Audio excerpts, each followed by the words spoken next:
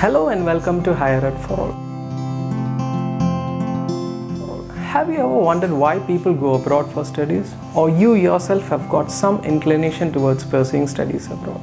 And if your answer is yes, this video is for you.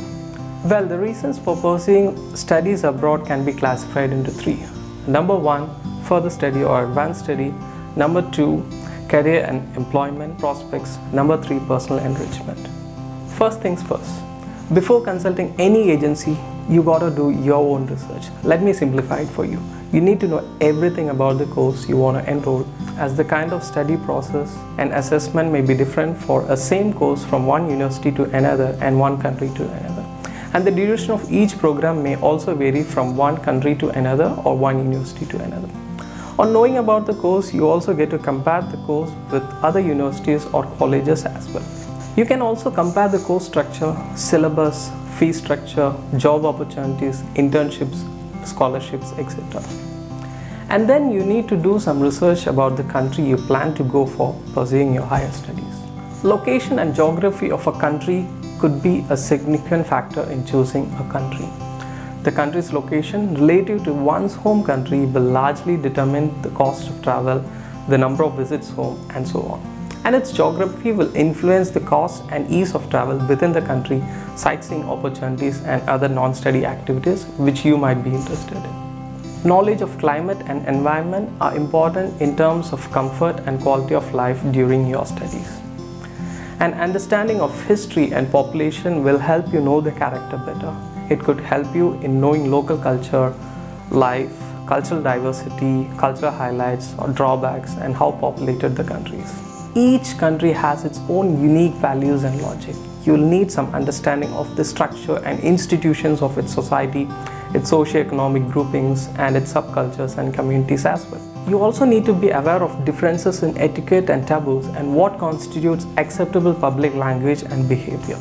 A stable government and a healthy economy are highly desirable in a destination country. A healthy economy can always enhance financial security for educational institutions as well as for students. The quality and cost of living are important considerations when choosing a destination country. In some countries, transport will be a significant cost. Unless you choose to live close to your institution, you will have to travel daily by public transport. To apply for a student visa, you ought to have documents such as valid academic enrollment, birth certificate in order to prove your age, and experience requirements if you hold any work or internship experience. There are also countries where your score in English at grade 12 is enough to prove your English proficiency, and financial means such as scholarship or bank statement with enough funds to prove that you can survive even without any job.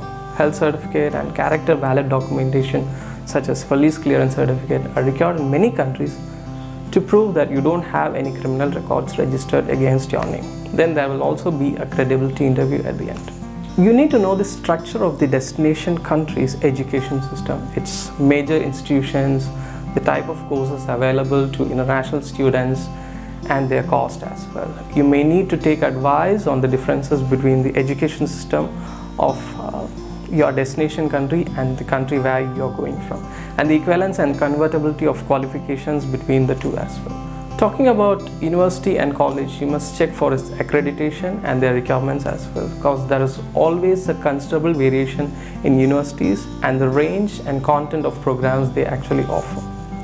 You can also check the student facilities such as learning spaces, relevance of learning resources, and any other specialized facility that your course actually requires. Support systems such as accommodation, lifestyle, social, health and welfare, legal support should also be checked.